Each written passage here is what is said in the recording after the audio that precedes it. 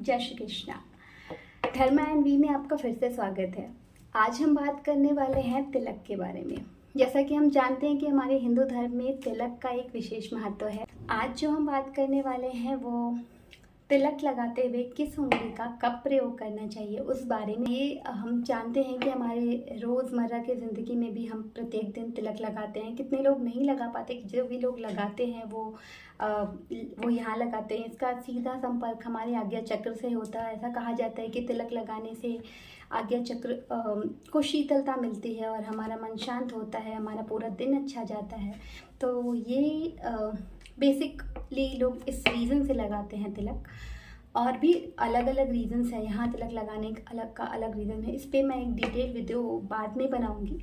आज जो हम बात करने वाले हैं कि तिलक हम किस उंगली से लगाएं और कब लगाने से किस उंगली पे किस ग्रह का विशेष महत्व होता है, किस अवसर पे किस उंगली का प्रयोग करना चाहिए तिलक लगाते हुए। स्कंद पुराण में एक मंत्र भी है, अनामिका शांति दोक्ता मध्यमा आयुष्करी भवेत अंगुष्ठ पुष्टि दोक्ता तर्जनी मोक्षदायिनी।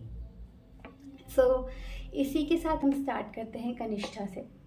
कनिष्ठा का संबंध बुध ग्रह से होता है। ये उंगली को किसी भी शुभ काम में प्रयोग नहीं करते हैं।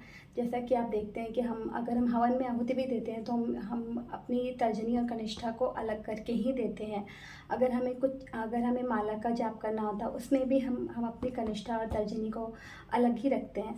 तो ये उंगली का यूज़ या इस प्रयोग हम किसी भी शुभ काम में नहीं करते। हाँ, अब हम बात करते हैं अपने अनामिका उंगली की। अनामिका उंगली का सीधा संबंध सूर्य से है।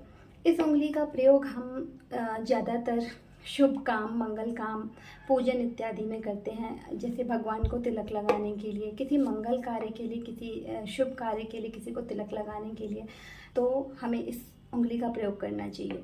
ज़्यादातर हम ये उंगली का प्रयोग भगवान को तिलक लगाने में ही करते हैं।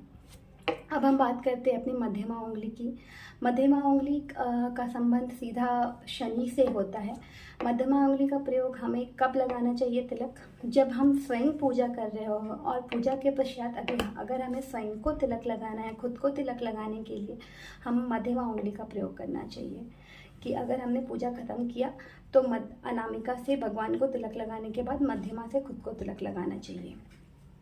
मध्यमा के बाद अगर हम अपनी तर्जनी की बात करें, तर्जनी का जैसा कि मैंने बताया है कि इसका किसी भी शुभ कार्य में प्रयोग नहीं करते, परंतु तर्जनी का प्रयोग मोक्ष देने के लिए, जैसे कि पिंडदान के लिए करते हैं। किसी मृत व्यक्ति को अगर तिलक लगाना है तो तर्जनी को मोक्षदायिनी कहा गया है। पिंडदान में, किसी पितृपक्ष के समय, इस समय जब हम पूजा करते हैं तो हम इस उंगली के तिलक से उस पिंड को या फिर उस मृत व्यक्ति को तिलक लगाने के लिए इस उंगली का, तर्जनी का प्रयोग कहा गया है।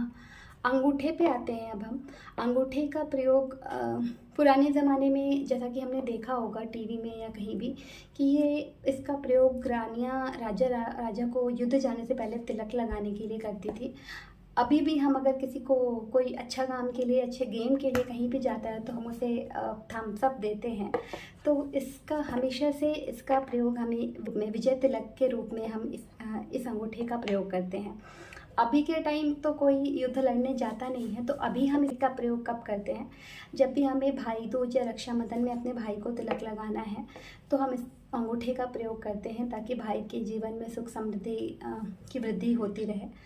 लेकिन उसी समय हमें मंगल कामना भी करनी होती है। तो हमें ऐसा कहा जाता है कि आप अगर चाहे तो बिंदी अनामिका से लगाएं ताकि वो शुभ हो, और अंगूठे से उसका तिलक करें।